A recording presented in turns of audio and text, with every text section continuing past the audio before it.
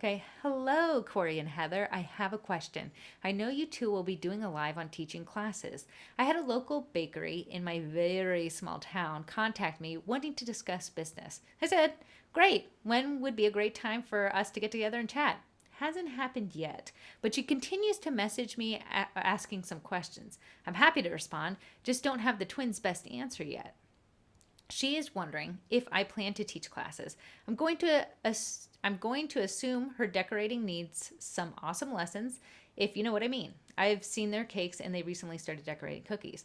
Now I do plan to teach classes. I'm just about to go into renovation mode with my kitchen and will be taking a brief break. So my question is, would you charge a business differently? Would you run and say no? Would you just eat their delicious cupcakes and tell them to stick with what they do well? Thank you both for everything you do. Corey is my favorite twin.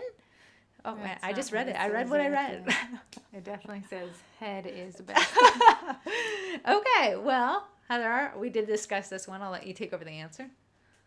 Okay, Corey had a great point when we're talking about this. Are they going to be your competition? Probably, right? So they want you to teach them so they can sell it themselves. If you don't, will they find somebody else to teach them? Yeah. They will. They'll either do it online, which is super easy, or they'll find somebody else in your neighborhood and hire them. Yeah. Or you can make the money and do it. You can make the money. You cannot stop competition. It's healthy to have competition.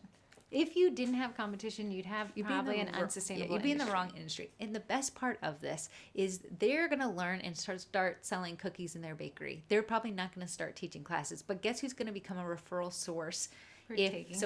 Exactly. So by investing in those people, I would charge them a little bit more because they're going to be making a charge bundle them off considerably that. more. You have one-on-one time. They have your captive audience. You're telling them everything they want to know. I would say you're looking, if it were me, at least a couple $100 for an hour or two. For an hour or two, and more depending on how detailed they want to Right. get. Decorating, I can tell you, as from experience, it's not a one-day learning thing. No. Heather has seen the massacre of cookies that I have made eaten them. at least to get where the bare level I am now. So I would really think about maybe saying yes to this. Charging you're training your competition. Hey. Why would you tell us to do that? Aren't we supposed to burn down the bakery? No, because when small businesses win, we all win. High tide raises all ships. High tides raise all ships.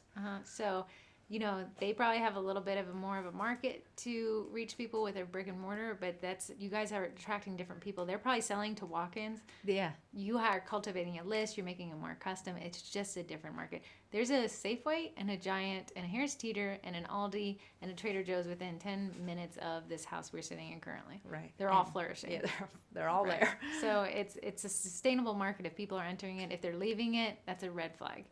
All right. Okay. So again, that number is 571-556-5644. Please call. I think we've really dug through a lot of these now, so we need new phone calls. Okay, so I want 3 of you listening right now. Just 3 to call in. Make up a question. Yeah, just throw us an easy one.